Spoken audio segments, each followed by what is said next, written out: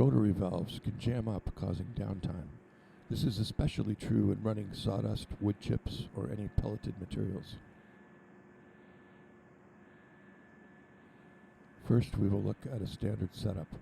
The gear motor is turning a small sprocket which transfers its rotation through the chain to the large sprocket. The large sprocket drives the rotor. A typical speed of the rotor is 20 RPM. Here we see a rotor jam occurring. The rotor slows down and then stops. The large sprocket stops while the motorized small sprocket continues to strain. This stresses the motor shaft, both sprockets, the chain, and the rotor shaft. The chain breaks. Even a slight bend in the shaft makes the rotor unusable. Same for the motor. Here we have isolated the large sprocket and we'll look at a better alternative. This simple sprocket will be replaced by a shear pin sprocket. The shear pin will break before the chain breaks or any shafts bend. Let's look at the components of the shear pin sprocket. In this exploded assembly, note three critical parts: shear pin, hub, and sprocket.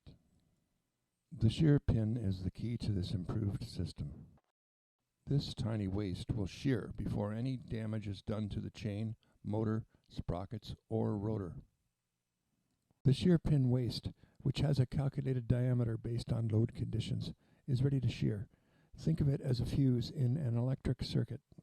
Let's reassemble the shear pin sprocket and see it in action.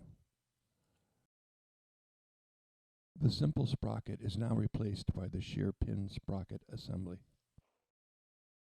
If the shear pin breaks, the large sprocket continues to spin, but its hub will stop.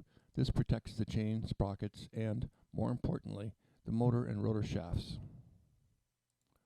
It's a good idea to have a zero-speed switch attached to indicate stoppages.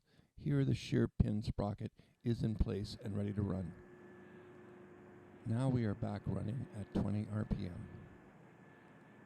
At the start of any jam, there is a very slight strain on the chain. Note that the shear pin is feeling the strain as well. The shear pin is now experiencing its braking torque. The shear pin breaks, but the large sprocket continues to spin, freewheeling. Only its hub is stopped, and this protects the chain, and more importantly, the motor and rotor shafts.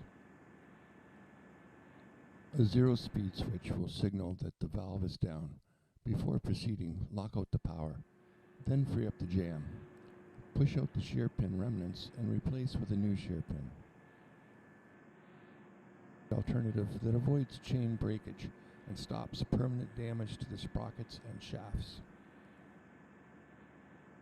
If you have any questions, please contact us. Contact information is on our website.